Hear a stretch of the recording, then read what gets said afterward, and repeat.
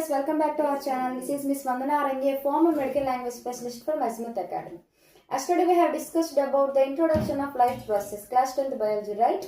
Now let's discuss about entire life process. In the life process, nutrition is the first life process. This includes whole digestion process of all organisms. Here, what is meant by nutrition? Nutrition ante enti? The simple definition of nutrition is the supplementation of essential nutrients to the body by taking of food. అంటే ఒక living organism బాడీకి అవసరమైన పోషకాన్ని food ద్వారా అందించే విధానాన్ని nutrition అని అంటారు. దీన్ని న్యూట్రిషన్ అని అంటారు. ఇప్పుడు న్యూట్రిషన్ అనేది very essential to each and every living organism including micro organisms, plants and animals. Now nutrition is vary from organism to organisms. There is a different types of nutritions. Based on this, nutrition is mainly classified into two types: autotrophic nutrition and heterotropic nutrition. ఇప్పుడు nutrition అనేది micro organisms నుంచి పెద్ద class animals వరకు including plants, animals అన్నిటికీ nutrition అనేది చాలా essential. ప్రతి living organisms కి చిన్న బ్యాక్టీరియా నుంచి పెద్ద డైనోసర్, పెద్ద జైంట్ ట్రీస్ వరకు కూడా న్యూట్రిషన్ అనేది వెరీ ఎసెన్షియల్. కానీ న్యూట్రిషన్ అనేది అన్ని ఆర్గానిజమ్స్ లో ఒకలా ఉండదు, డిఫరెంట్ అయిపోతుంది. దీన్ని బేస్ చేసుకుని న్యూట్రిషన్ అనేది టూ టైప్స్ గా డివైడ్ చేశారు.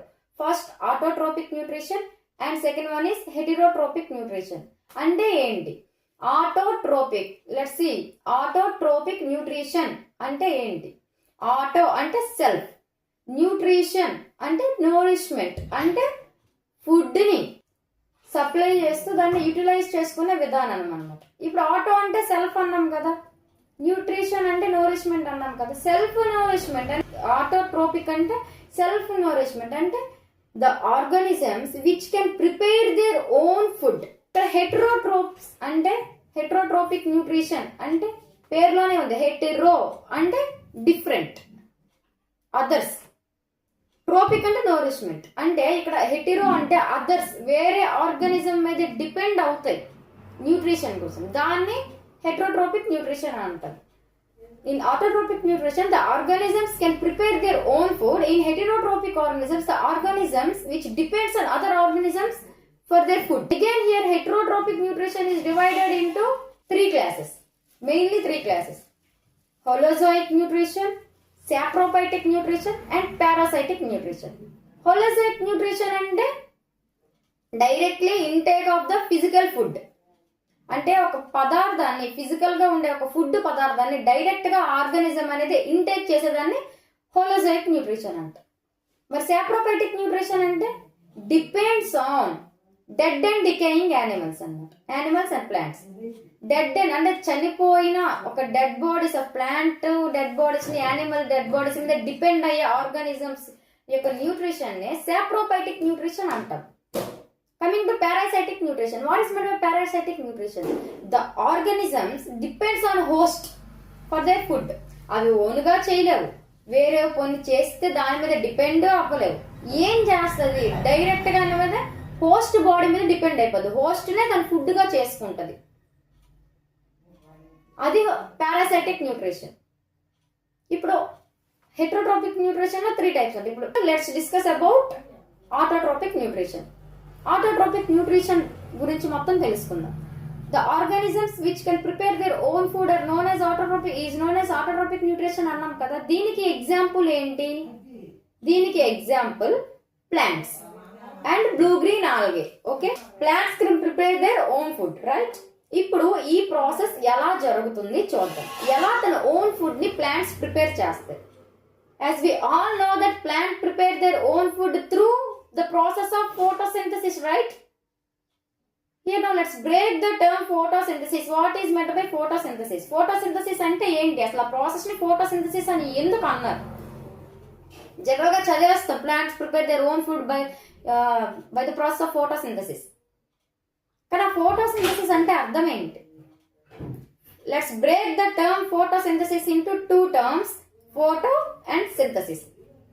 Coming to the meaning of photo. Photo అంటే మీనింగ్ ఏంటి? ఫోటోలు తీసుకోవడం, సెల్ఫీలు తీసుకోవడము అది కాదు. ఫోటో అంటే మీనింగ్ సన్లైట్. సింథసిస్ అంటే meaning to synthesize something. Synthesis అంటే to create, to produce and to give అనమాట. సింథసిస్ అంటే ఒక క్రియేట్ చేయడాన్ని, ఒక పదార్థాన్ని క్రియేట్ చేయడం అనమాట. ఇక్కడ ఫోటోసింథసిస్ అని ఎందుకు పెట్టారు అంటే plants prepare their own food by using of sunlight, carbon dioxide, water and chlorophyll అని అన్నాం కదా.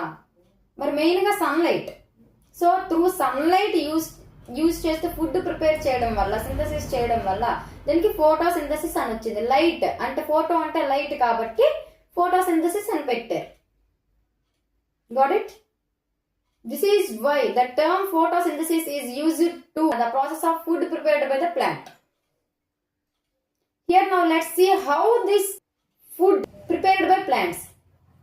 ఈ ఫుడ్ ఈ సన్లైట్ ని, వాటర్ ని, కార్బన్ డైఆక్సైడ్ ని, క్లోరోఫిల్ ని యూజ్ చేసి ప్లాంట్ అనేది ఎలా ఫుడ్ ప్రిపేర్ చేస్తుంది. ఫస్ట్ అసలు ఏం జరుగుతుంది? ఇప్పుడు సన్లైట్ ఉంది, క్లోరోఫిల్ ఉంది, కార్బన్ డైఆక్సైడ్ ఉంది, వాటర్ ఉంది, ఆ 4 పెట్టిస్తే ఫుడ్ అయిపోద్దా? నో. ఇక్కడ ఫస్ట్ ఏంటి, క్లోరోఫిల్ అనేది లీవ్స్ లో ఉంటది. ఆ క్లోరోఫిల్ ఏం చేస్తుంది అంటే it absorbs the sunlight, sunlight ని క్యాప్చర్ చేస్తుంది.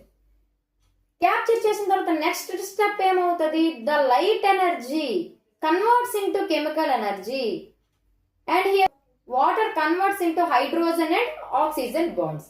ఎప్పుడైతే లీఫ్ లో ఉన్న క్లోరోఫిల్ అనేది సన్లైట్ ని క్యాప్చర్ చేస్తుందో అప్పుడు ఈ వాటర్ అనేది ఉంటది కదా, ఈ వాటర్ ఏమవుతుంది అంటే సన్లైట్ పడిన తర్వాతే వాటర్ మాలిక్యూల్ అనేది స్ప్లిట్ అయ్యి హైడ్రోజన్ గా, ఆక్సిజన్ గా సెపరేట్ అవుతుంది. తర్వాత ఏం జరుగుతుంది అంటే ప్లాంట్ అబ్జర్వ్ చేసుకుని ఈ కార్బన్ డైఆక్సైడ్ అనమాట కార్బోహైడ్రేట్స్ గా చేంజ్ అవుతాయి. అంటే ఇదంతా కెమికల్ రియాక్షన్ జరుగుతుంది. ది కెమికల్ రియాక్షన్ ని మనము ఏమని చెప్తామంటే, ఎలా రాస్తామంటే 6CO2 + 12H2O light by sunlight by chlorophyll gives rise to C6H12O6 + 6O2 + 6H2O. ఇక్కడ ఫస్ట్ మనం ఏంటి 6CO2 యూజ్ చేసాం. 6CO2 అంటే ప్లాంట్ కార్బన్ డైఆక్సైడ్ ని తీసుకుంటుంది. కార్బన్ డైఆక్సైడ్ ఏంటి, CO2 ప్లస్ 12H2O. H2O అంటే ఏంటి, వాటర్. సన్లైట్ వాటర్ ని కార్బన్ డైఆక్సైడ్ ని, వాటర్ ని, ప్రెజెన్స్ ఆఫ్ సన్లైట్ క్లోరోఫిల్ లో ఈ రియాక్షన్ జరుగుతుంది. ఈ రియాక్షన్, ఈ కెమికల్ రియాక్షన్ జరిగిన తర్వాత మనకి వచ్చే ప్రోడక్ట్ ఏంటి, బై ప్రోడక్ట్ C6H12O6 గ్లూకోజ్ అనేది వస్తుంది. Glucose plus O2, C6H12O6 plus 6O2 అంటే ఆక్సిజన్ రిలీజ్ అవుతుంది. ఆక్సిజన్ రిలీజ్ అయిన తర్వాత ఇంకేం రిలీజ్ అవుతుంది మనకి, వాటర్ ఎవాపరేషన్ జరుగుతుంది కదా, moisture. Okay, by product glucose. ఇప్పుడు దీనికి ఇది మనకి ప్రూఫ్ ఏంటి, ఇలా జరుగుతుంది అని చెప్పడానికి ప్రూఫ్ ఏంటి? ఏమైనా యాక్టివిటీస్ చేయొచ్చా? Yes, we can. దానికి ఒక చిన్న యాక్టివిటీ ఎక్స్పెరిమెంట్ మనం చేయాల్సి వస్తుంది. ఏంటి అంటే ఇప్పుడు ఇవన్నీ అవసరము ఒక ప్లాంట్ కి అని మనం ప్రూవ్ చేయాలంటే we have to perform an experiment. ఆ ఎక్స్పెరిమెంట్ ఏంటి అంటే ఒక పాటెడ్ ప్లాంట్ ని తీసుకోండి. అది వేరిగేటెడ్ ప్లాంట్ అయ్యి ఉంటుంది. వేరిగేటెడ్ ప్లాంట్ అంటే ఏంటి అంటే ఒక కలర్ ఉండే, గ్రీన్ కలర్ ఉండే లీఫ్ కాదు, green, yellow, green, orange, green కొంచెం అలా ఉండే తీసుకోవాలి. ఎందుకు అంటే అక్కడ హోల్ లీఫ్ గ్రీన్ గా ఉంది అంటే అక్కడ కంప్లీట్ ఫోటోసింథసిస్ జరుగుతుంది, క్లోరోఫిల్ అనేది ప్రెసెంట్ అయి ఉంటుంది. కాబట్టి ఇప్పుడు మనం ఆ క్లోరోఫిల్ అనేది అక్కడక్కడ ప్రెసెంట్ అయి ఉండాలి, అక్కడక్కడ ఆబ్సెంట్ అయి ఉండాలి. అప్పుడే మనకి ఏంటంటే మనం చేసే ఎక్స్పెరిమెంట్ లో ఫామ్ అయిందా లేదా తెలుస్తుంది.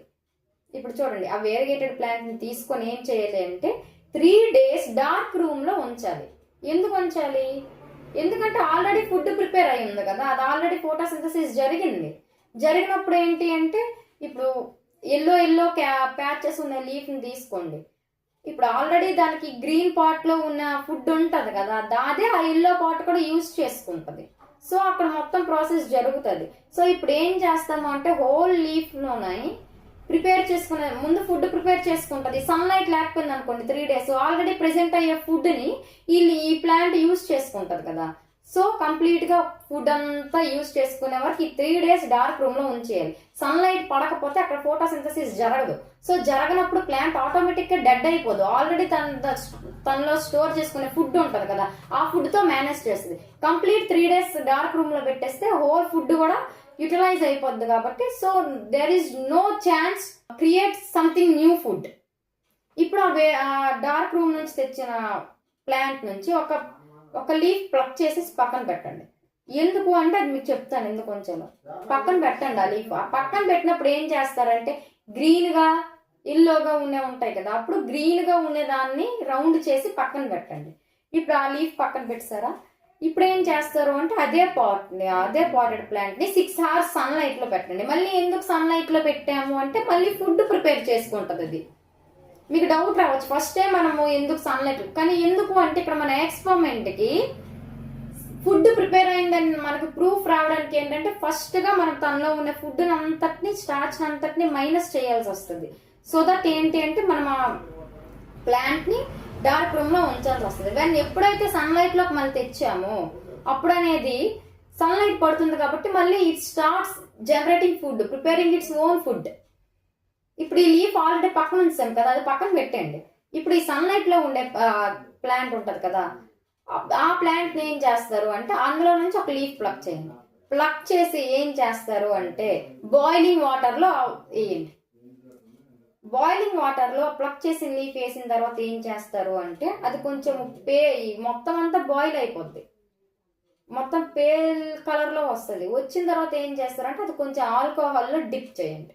ఆల్కహాల్లో డిప్ ఎందుకు చేసామంటే కంప్లీట్ అదేంటి అంటే దానిలో ఉండే మొత్తం కలర్ అంతా పోవడానికి డిప్ చేసి ఆ ఆల్కహాల్లో డిప్ చేసిన ఆ బేకర్ తో పాటు మళ్ళీ హాట్ వాటర్ లో కాసేపు బాయిల్ చేయండి. బాయిల్ ఎందుకు చేయాలి అంటే కంప్లీట్ దానిలో ఉన్నదంతా పోవడానికి, కలర్ పోవడానికి.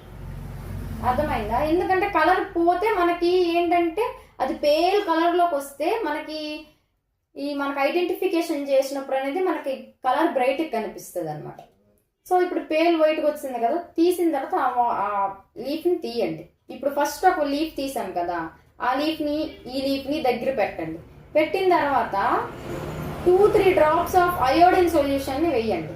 వేసిన తర్వాత మనకి ఏం కనిపిస్తుంది అది అబ్జర్వ్ చేయండి. వేసిన తర్వాత ఏం కనిపిస్తుంది తెలుసా? ఇప్పుడు ఆల్రెడీ సన్లైట్ లో ఉండి సన్లైట్ నుంచి బయటికి తీసి డార్క్ రూమ్ లో పెట్టిన లీఫ్ మీద అయోడిన్ వేస్తే మీకేం కనిపించదు, ఏం కలర్ చేంజ్ ఉండదు. ఎందుకంటే కంప్లీట్లీ స్టార్చ్ అనేది లేదు కాబట్టి. ఇప్పుడు ఈ కొత్తగా ఈ లీఫ్ తీసాను కదా, బాయిల్ చేసిన లీఫ్, ఆ లీఫ్ మీద 2 drops ఆఫ్ అయోడిన్ సొల్యూషన్ వేయండి. వేసిన వెంటనే మనకి ఏంటంటే గ్రీన్ ప్యాచెస్ ఉన్న ప్రతి దగ్గర కూడా మనకి బ్లూ బ్లాక్ లో మారుతుంది. లీఫ్ బ్లూ బ్లాక్ లో మారింది అంటే అక్కడ మనకి అర్థం ఏంటి అంటే స్టార్చ్ అనేది ప్రెసెంట్ అయ్యి ఉంది అని అర్థం. ఇక్కడ బ్లూ బ్లాక్ ఎందుకు మారలేదు? బికాస్ ఫస్ట్ సన్లైట్ లో ఉండే ప్లాంట్ ని మనం ఏం చేసాం, తీసుకొచ్చి డార్క్ రూమ్ లో 3 days పడేసాం. 3 days పడేసినప్పుడు దానికి సన్లైట్ ఉండదు, ఫుడ్ ప్రిపేర్ చేసుకోదు. మరి దానికి ఆల్రెడీ ఉన్న ఫుడ్ ని ఈ 3 days యూటిలైజ్ చేస్తుంటది. సో కంప్లీట్లీ డిశ్చార్జ్ అయిపోయింది అది. అందుకు ఇక్కడ మనం డిశ్చార్జ్ చేయకపోయామనుకో మనకి ఎలా తెలుస్తుంది మనకి అంటే ఆ ఫుడ్ ముందే ప్రిపేర్ అయిపోయి ఉంటది కదా సన్లైట్ లో ఉన్నది. మనకి త్రూ ఎక్స్పెరిమెంట్ చేస్తేనే మనకు తెలుస్తుంది మనకి ఇది అని వాట్ ఈస్ వాట్ అని. ఇక్కడికి వచ్చేటప్పుడు ఏంటి అంటే మళ్ళీ చూడండి, మళ్ళీ డార్క్ రూమ్ లో అలా ఉంది. ఇప్పుడు ఇది ఎందుకు మళ్ళీ కలర్ చేంజ్ వచ్చింది అంటే డార్క్ రూమ్ లో పెట్టిన తర్వాత మళ్ళీ 3 days తర్వాత మనం తీసి 6 hours సన్లైట్ లో ఉంచిన లీఫే ఇలా ఇప్పుడు మారింది. ఎందుకు మారింది? డార్క్ రూమ్ లో పడేసినప్పుడు స్టార్చ్ అంతా పోయింది, ఉన్న స్టార్చ్ ని యూటిలైజ్ చేసుకుంది. మళ్ళీ మనం సన్లైట్ లో పెట్టినప్పుడు మళ్ళీ స్టార్చ్ ప్రిపేర్ చేసుకుంది, ఫుడ్ ప్రిపేర్ చేసుకుంది. ఇక్కడే మనకి ప్రూఫ్ అనమాట. Plants can prepare their own food by using sunlight, water, carbon dioxide and chlorophyll. ఇది ఇంకోటి ఏంటంటే కార్బన్ డైఆక్సైడ్. కార్బన్ డైఆక్సైడ్ అనేది ప్లాంట్ కి ఎసెన్షియల్ కాదా అనేది ప్రూవ్ చేయడానికి. ఇప్పుడు carbon dioxide is necessary for photosynthesis తెలుసుకోవాలి. ఇప్పుడు దీనికి we have to perform one experiment. అదేంటి అంటే take 2 variegated potted plants. Okay, ఈ వేరియేటెడ్ పాటెడ్ ప్లాంట్స్, 2 వేరియేటెడ్ పాటెడ్ ప్లాంట్స్ ని తీసుకొని డార్క్ రూమ్ లో పెట్టండి. డార్క్ రూమ్ లో 3 days పెట్టిన తర్వాత బయటకు తీసుకొచ్చి పెద్ద గ్లాస్ జార్స్ లో పెట్టండి. గ్లాస్ జార్స్ లో పెట్టి AB అని లేబుల్ చేయండి. బి దాంట్లో ఏం చేస్తారు అంటే KOH, పొటాషియం హైడ్రాక్సైడ్ అనేది అది పౌడరో లేకపోతే సాలిడ్ ఫామ్ లోనో ఉంచి పెట్టండి. అప్పుడు 2 కూడా సన్లైట్ కింద పెట్టండి.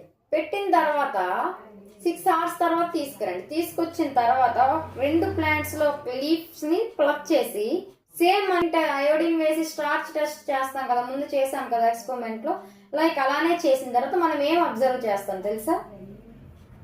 ఏదైతే ఏ ప్లాంట్ ఉందో వితౌట్ పొటాషియం హైడ్రాక్సైడ్ అదనేది స్టార్చ్ కంటెంట్ ఎక్కువ చూపిస్తుంది.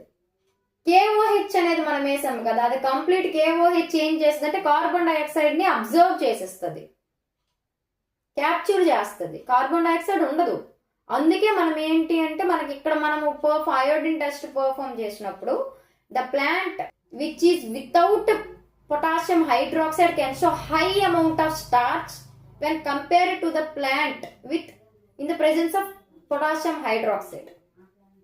Potassium hydroxide chemical form KOH. ఈ KOH ఏం చేస్తుంది అంటే కార్బన్ డైఆక్సైడ్ ని కంప్లీట్ గా అబ్జర్వ్ చేసిస్తుంది. ఇక్కడ కార్బన్ డైఆక్సైడ్ కంప్లీట్ గా అబ్జర్వ్ చేసిస్తే మనకి ఏంటవుతుంది? కార్బన్ డైఆక్సైడ్ అనేది ఆబ్సెంట్ అయిపోద్ది. కార్బన్ డైఆక్సైడ్ ఆబ్సెంట్ అయిపోతే ప్లాంట్ ఫుడ్ ని ప్రిపేర్ చేసుకోగలదా? చేసుకోలేదు. రైట్. ఫస్ట్ ఏకి వచ్చినప్పుడు ఏంటి? పొటాషియం హైడ్రాక్సైడ్ అనేది మనం యూజ్ చేయలేదు కాబట్టి అయోడిన్ టెస్ట్ చేసినప్పుడు ఎక్కువ amount of high amount of starch కనిపించింది, ఇక్కడ లో అమౌంట్ ఆఫ్ స్టార్చ్ కనిపించింది. అదే ఇంకా కంటిన్యూగా ఆ ప్లాంట్ ని అలాగే నువ్వు వదిలేసావు అనుకో KOH లో, అది చూపించిన కొంచెం కూడా చూపించదు. Because KOH completely eliminates the carbon dioxide. It completely absorbs the carbon dioxide. Did you got it? ఇదన్నమాట ఆటోట్రోపిక్ న్యూట్రిషన్. ప్లాంట్ లీవ్స్ మనం ఇప్పుడు ఎక్స్పెరిమెంట్ చేసాం కదా, ఆ ప్లాంట్ లీఫ్ ని ఎప్పుడైనా మీరు అబ్జర్వ్ చేశారా? అది ప్లాంట్ డిసెక్షన్, లీఫ్ ని డిసెక్ట్ చేసి చూడండి, మైక్రోస్కోప్ లో పెట్టి చూడండి. అందులో టాప్ ఎపిడెర్మల్ లేయర్ ఉంటది, అందులో మనకి స్టమాటా అన్నట్టు ఉంటాయి. జనరల్ గా లీఫ్ ని తీసి నార్మల్ గా చూస్తే కూడా మనకి చిన్న చిన్న చిన్న చిన్న డాట్స్ లా కనిపిస్తాయి. అవే అనమాట సెల్ ఆర్గనల్స్ అనమాట. లీఫ్ లో సెల్ ఆర్గనల్స్. ఇందులో అనేది stomata is the cell organelle of a leaf. Stomata యొక్క ఫంక్షన్ ఏంటి మనకి లీఫ్ లో, ప్లాంట్ లో? బ్రీతింగ్. నోస్ ఆఫ్ ప్లాంట్ అనేది దేనికంటారు? స్టమాటానే నోస్ ఆఫ్ ద ప్లాంట్ అంటారు. Because stomata helps in gases exchange takes place in leaf అన్నాం. ఆ లీఫ్ లో ఎక్కడ ట్రాన్స్పోర్ట్ గ్యాస్ ఎక్స్చేంజ్ తీసుకుంటుంది, జరుగుతుంది. లీఫ్ లో స్టమాటా అని ఉంటాయి. స్టమాటా స్ట్రక్చర్ ఎలా ఉంటది? కిడ్నీ షేప్ లో 2 గర్డ్ సెల్స్ ఉంటాయి. అవే ఓపెనింగ్ అండ్ క్లోజింగ్ అవుతుంటాయి అనమాట. వెన్ వాటర్ మనకి ఎంటర్ అయింది అనుకో గర్డ్ సెల్స్ లోకి, అవి స్వెల్ అవుతాయి అనమాట. అవి స్వెల్ అవుతాయి. ఇప్పుడు ఏంటంటే వాటర్ ఎక్కువైనప్పుడు ఏమవుతాయంటే అవి మునుగుతాయి అనమాట. ఈ స్వెల్ అవడం అప్పుడు ఏంటంటే ఓపెన్ అవుతుంది స్టమాటా. ఇక్కడ మనం ఇంకొకటి ఏం తెలుసుకోవాలి అంటే gases exchange takes place in stomata అని చదువుకున్నాం. కానీ ఒక్క స్టమాటాలోనే కాదు, gases exchange takes place from entire the body of the plant. And ఇంకోటి ఏంటి అంటే ప్లాంట్స్ కి సన్లైట్, వాటర్, కార్బన్ డైఆక్సైడ్ తో ఫుడ్ ప్రిపేర్ చేసుకుంటది అన్న. మరి మిగతా కూడా అవసరమే ప్లాంట్ కి. NPK, nitrogen, phosphorus and potassium, ఈ 3 కూడా ప్లాంట్ కి అవసరమే. వాటర్ అనేది త్రూ సాయిల్, రూట్స్ హెల్ప్ ద్వారా plant can observe. Carbon dioxide అనేది from external air. But how can a plant get nitrogen, phosphorus and potassium? Same from soil. ఈ nitrogen అనేది organic compounds గా కూడా తీసుకుంటది, ఇన్ఆర్గానిక్ కాంపౌండ్స్ గా కూడా కాంపౌండ్ గా కూడా ప్లాంట్ అనేది తీసుకుంటది. ఇన్ఆర్గానిక్ నైట్రైట్స్ గా త్రూ సాయిల్ నుంచి తీసుకుంటది. త్రూ అట్మాస్ఫియరిక్ ఎయిర్ ఆర్గానిక్ గా ఎలా తీసుకుంటది అంటే బ్యాక్టీరియా ప్రాసెస్ చేసిన నైట్రోజన్ ని ఆర్గానిక్ ఫామ్ లో ప్లాంట్ తీసుకుంటది అనమాట. This is the complete explanation about autotrophic nutrition.